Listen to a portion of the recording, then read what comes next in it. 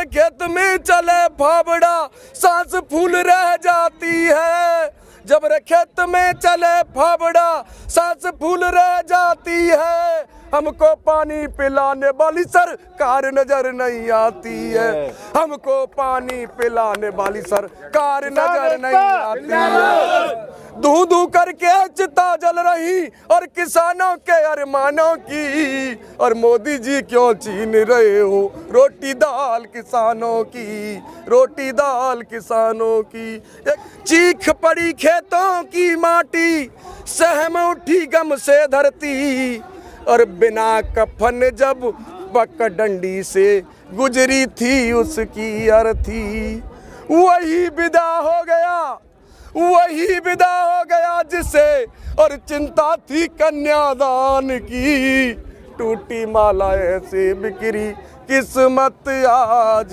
किसान की, किस्मत आज किसान की।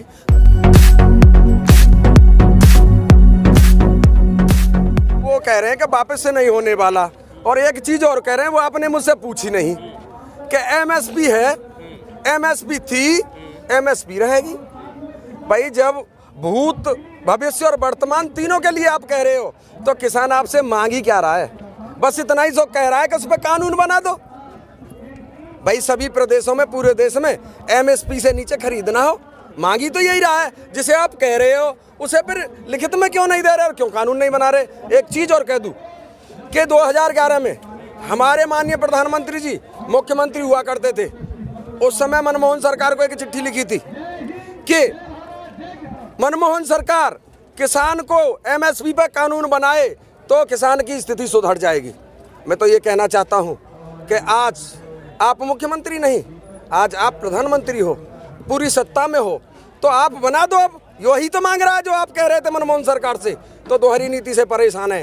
एक चीज और कह देना चाहता हूँ यहीं कि इन्हीं की पार्टी की स्वर्गीय श्रीमती सुषमा स्वराज एक दिन बताती थी कि अड़तिया एटीएम है किसान का।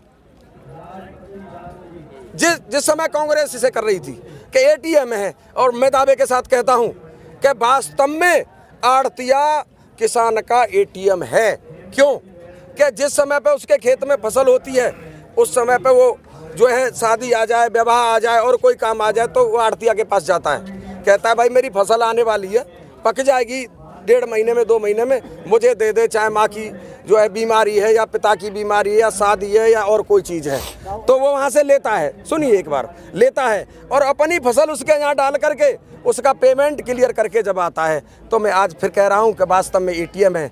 ये सत्ता से बाहर होते हैं तब तो ये कुछ कहते हैं, जब सत्ता पे काबिज होते हैं तब ये कुछ कहते हैं। एक चीज़ और उन्होंने कहा है कि एमएसपी थी, एमएसपी है, एमएसपी रहेगी। मैं तो ये कहना चाहता हूँ कि हमारे माननीय प्रधानमंत्री जी मतलब जो है विवाहित थे, विवाहित हैं, विवाहित रहेंगे, पर विकास पैदा नहीं होगा। एमएसपी थी, है और रहेगी जी, वो ये बात को कह रहे हैं। हाँ। लेकिन आपको भरोसा क्यों नहीं हो रहा है? अरे भरोसा किस किस बात का भरोसा करें भैया, ये तो बता दे। उन्होंने तो ये भी कहा था जिस समय पे नोटबंदी आई थी कि 15-15 लाख हर के खाते में आएंगे, हर की जेब में आएंगे। आए क्या? जब उससे पहले कहा था, उसके बाद आप लोगों ने भरोसा करके 19 में बैठा लिया फिर सत्ता में। एक सेकंड, उसके बाद में कहा 2 करोड़ युवाओं को मतलब जो रोजगार मिलेगा, मिला क्या? तो अब ये बात बताओ, बार बार झूठ को कैसे बर्दाश्त करें? काठ की आड़ी भैया एक बार चढ़ती है, 2 बार चढ़ जाएगी, बार बार ना चढ़ने वाली। एक चीज और बता दूं आपके चैनल के माध्यम से कि किसान से कोई दुर्लभ नहीं है, दुर्बल को न सताइए और जाकी मोटी है, मरी खाल की 700 सार बस में जाए। लगातार 2 महीने से, आज 70 दिन से ज्यादा हो गए, जब वो मानने को तैयार है ना आप मानने को तैयार है, तो हल कैसे? भैया हम तो निवेदन कर रहे हैं 2 लाइनों के माध्यम से, मोदी जी और तुमने क्या देखी और खोटी चाल किसानों की, अब काहे को छीन रहे तुम रोटी दाल किसानों की, रोटी दाल किसानों की। खेत खाद बीज सब महंगा हो जा, हर साल बजट बढ़ जाता है, सबको रोटी देने वाला खुद भूखा सो जाता है। पेट्रोल और डीजल की तेजी ने खस्ता हालत करी किसानों की। और मोदी जी क्यों छीन रहे हो रोटी दाल किसानों की, रोटी दाल किसानों की। जबर खेत में चले फावड़ा सांस फूल रह जाती है, जबर खेत में चले फावड़ा सांस फूल रह जाती है। हमको पानी पिलाने वाली सरकार नजर नहीं आती है, हमको पानी पिलाने वाली सरकार नजर नहीं आती है। धू धू करके चिता जल रही और किसानों के अरमानों की। और मोदी जी क्यों छीन रहे हो रोटी दाल किसानों की, रोटी दाल किसानों की। एक चीज और कह देना चाहता हूँ कि इसकी जितने परेशान ये है ना किसान, इसकी औलादें ही उतनी परेशान हैं। औलाद इनकी कोई खेत करना नहीं चाहती। क्यों नहीं करना चाहती? घाटे की खेती है। देख कलेजा फट जाता है, आंखों से आंसू बहते। और ऐसा ना हो कलम रो पड़े सच्चाई लिखते लिखते। बाली तक गिर भी रखी है और बेटी के स्वाभिमान की।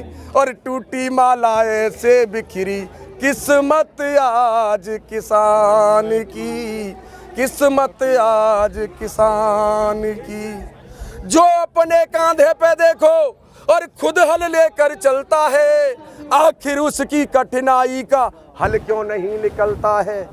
जिनसे है उम्मीद, जिनसे है उम्मीद, उन्हें बस चिंता है मतदान की। और टूटी माला ऐसे बिखरी किस्मत आज किसान की।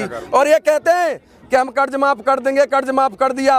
अरे मैं कह रहा हूं कि आप किसान की तरह मेहनत करके देख लो, अपने को महाजन कहना भूल जाएंगे।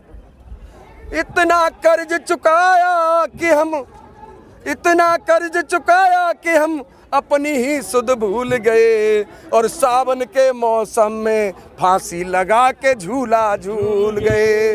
अमुआ की डाली पर देखो और रास टंगी है किसान की। और टूटी माला ऐसे बिखरी किस्मत आज किसान की। चीख पड़ी खेतों की माटी, सहम उठी घर से धरती। चीख पड़ी खेतों की माटी, सहम उठी गम से धरती। और बिना कफन जब पगडंडी से गुजरी थी उसकी अर्थी। वही विदा हो गया, वही विदा हो गया जिसे और चिंता थी कन्यादान की। टूटी माला ऐसे बिखरी किस्मत आज किसान की, किस्मत आज किसान की। तो ऐसी दयनीय हालत है इसकी, इस पे अब तो तरस खाओ। मैं एक चीज कहने देना चाहता हूँ यहीं कि हमारे माननीय प्रधानमंत्री जी ये कहते हैं कि कहा है सुना है सबने कि मेरा 56 इंची का सीना है, 56 इंची का सीना।